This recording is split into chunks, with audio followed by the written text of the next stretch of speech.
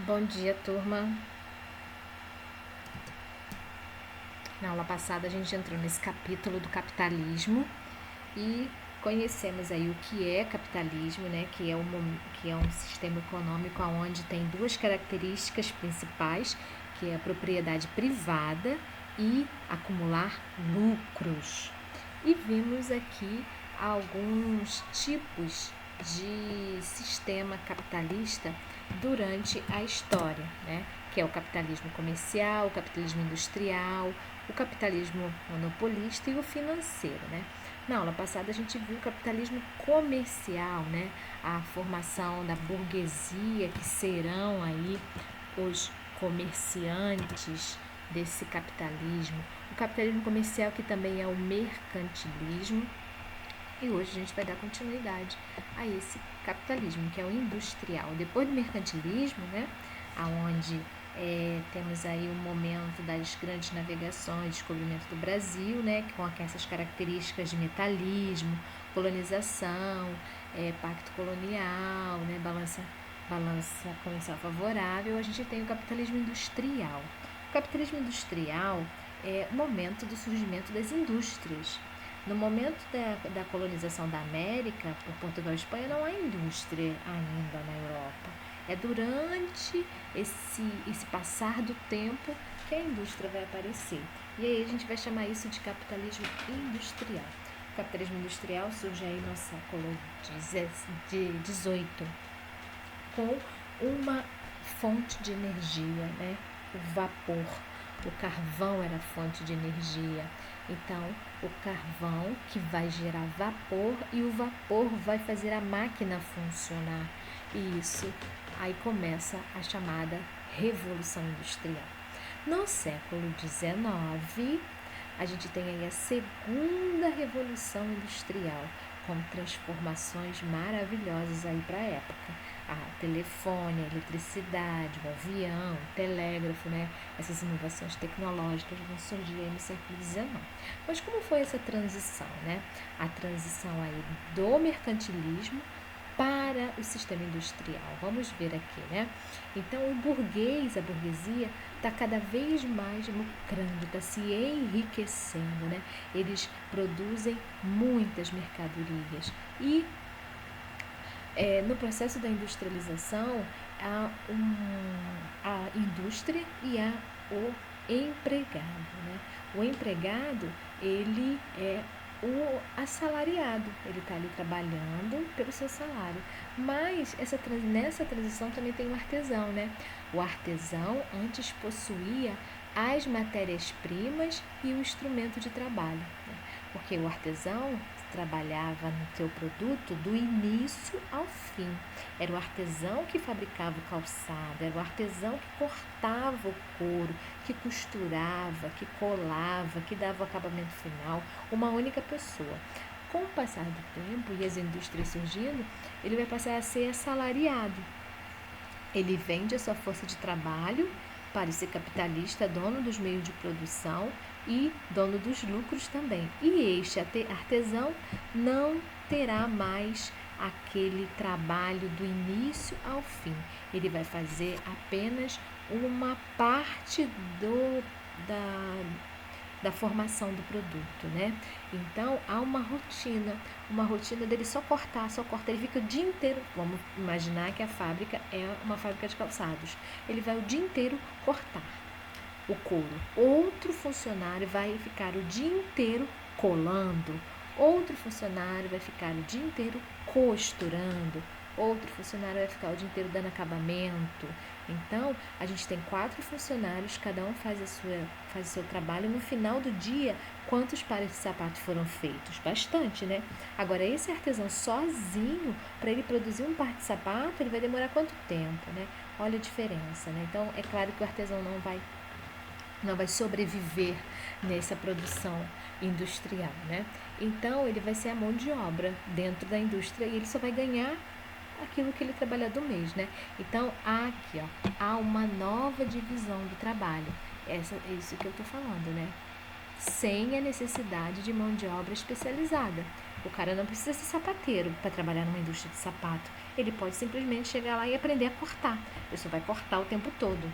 Ele pode chegar lá e aprender a colar. Ele vai colar o tempo todo, né? Então, o artesão que antes, de novo aqui em cima, não, que antes possuía as matérias-primas e um instrumento de trabalho e sabia como fazer o trabalho, agora vai ser trabalhador da indústria e vai vender a sua força de trabalho. E com isso, ó, salários baixos, aumento da pobreza, aumento da desigualdade social, porque o dono da fábrica tem muito lucro.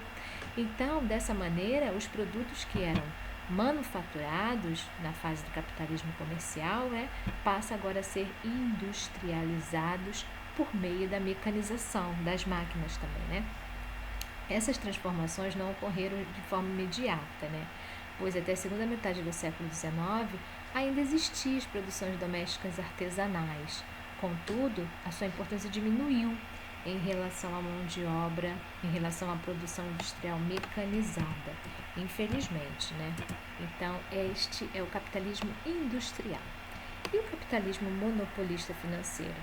Estamos aqui no século XIX e este capitalismo vai alcançar a Europa e também os Estados Unidos, de modo que de grande parte da população trabalhava nas indústrias e a produção estava praticamente toda mecanizada. Então, se a produção está mecanizada, tem muita gente sem emprego aí, Nesse período, o volumoso acúmulo de capital formou, assim, grandes empresas. E essas grandes empresas controlavam a produção, o preço e a distribuição do produto, levando a pequenas empresas, empresas menores, à falência. Então, o que vai acontecer? Haverá aí, os bancos estão aí ajudando, com empréstimos, com parcelamentos, e aí a gente vai chamar o capitalismo monopolista financeiro, que foi fruto da união da indústria com o capitalismo bancário, em que empresas gigantescas monopolizavam a produção em determinados ramos da indústria. E qual era a estratégia, Quanto mais o aumento do lucro, o banco assim garantia a contratação do capital por meio do monopólio e eliminava a concorrência.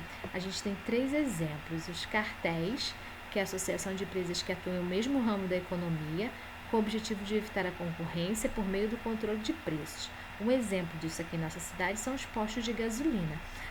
São empresas do mesmo ramo da gasolina e você pode ir em qualquer posto de gasolina que tem o mesmo preço, mesmo sendo de donos diferentes. Trust é a fusão de várias empresas em uma, que passa a controlar todas as fases de produção, distribuição e consumo.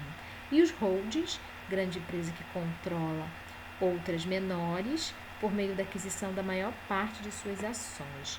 Então, esse aí é o capitalismo monopolista, E com isso aí vai acontecer mudanças sociais e econômicas. E em grande parte, a busca por lucros mudou do comércio para o mercado financeiro, com base nas negociações e ações de outros produtos. E a população passou a ser incentivada a adquirir empréstimos e financiamentos para adquirir imóveis, carros, ficando dependente da indústria, como também dos bancos. Isso é a nossa fase que a gente vive, Porque como se oferece empréstimos por aí, Como se oferece empréstimos para poder você comprar um carro, comprar um imóvel e etc. E essa cidadania do dia a dia é interessantíssimo para nós, tanto para vocês quanto para nós, os adultos também, Você já ouviu falar de educação financeira? Educação financeira é um conhecimento que possibilita as pessoas terem controle das suas finanças, controle dos seus gastos, com a finalidade de evitar dívidas, Isso não é cortar gastos, é apenas aprender a tomar decisões para gastar o próprio dinheiro conscientemente, Porque as pessoas, tem pessoas que não conseguem se controlar, tá vendo as coisas e compra, sai comprando. E na hora de pagar, aquilo vira uma bola de neve, não consegue pagar, deixa para outro mês, aí a dívida aumenta mais e vai. No final das contas, tem que pegar um empréstimo no banco, olha o capitalismo financeiro aí, né? No banco, para poder pagar essa dívida. Aí vai dever ao banco. Né? Então, essa educação financeira é para as pessoas aprenderem a tomar decisões na hora de gastar o seu dinheiro, né? Para que não fique aí refém dos empréstimos, das dívidas. Muita gente fica aí de cabelo em pé com tanta coisa para pagar e sem conseguir, né? E isso começa na infância e percorre por toda a vida, né? Então a gente tem que fazer o seguinte, não é pegar dinheiro que a gente recebe, o que a gente ganha dos nossos pais e gastar tudo num dia, né? A gente tem que começar a aprender a fazer esse tipo de educação financeira. Como? Né? Aqui tem 3 dicas. Anotar os seus gastos, né? Anota tudo que você comprou, que você gastou, né? E pergunta, foi essencial? O que foi essencial? Trouxe prazer? Foi gasto por impulso? E verifique quais compras você poderia ter evitado naquele mês. 2. Avalie o quanto você consome, né? Observe o seu cotidiano e tudo que você consome.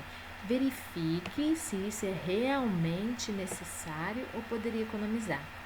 3. Trace objetivos a médio prazo. Escolha algo que você gostaria de fazer ou de consumir, que tenha custo elevado, que seja caro. Um exemplo, um celular, né? E aí, retome aí os 2 itens anteriores e ver como você pode fazer para poder economizar para o seu objetivo, né? E seja persistente, mantenha-se firme no seu propósito, né? Eu tô economizando. De repente eu vejo algo que eu quero, não, algo que me atrai, mas não é tão necessário, né? Então eu deixo passar, porque eu tenho um outro objetivo, né? Eu tô firme no meu propósito. Agora, se você cair na tentação de gastar tudo, olha que você tem que voltar tudo de novo, começar a juntar lá do zero, né? Arrumem um cofrinho, como essa menina, né? E comecem a guardar as moedas de vocês para um objetivo maior, né? Que vocês queiram. Então é isso, né? É só uma dica, são só dicas, mas cada um tem aí consciência de como gastar, né, o seu dinheiro. Isso é capitalismo, né? Então isso a gente vimos aqui o capitalismo desde o seu surgimento até os dias de hoje. E hoje o capitalismo está nas nossas mãos, né? O consumismo está nas nossas mãos. Isso é esse momento aí da história que reflete em nós hoje. Até a próxima aula.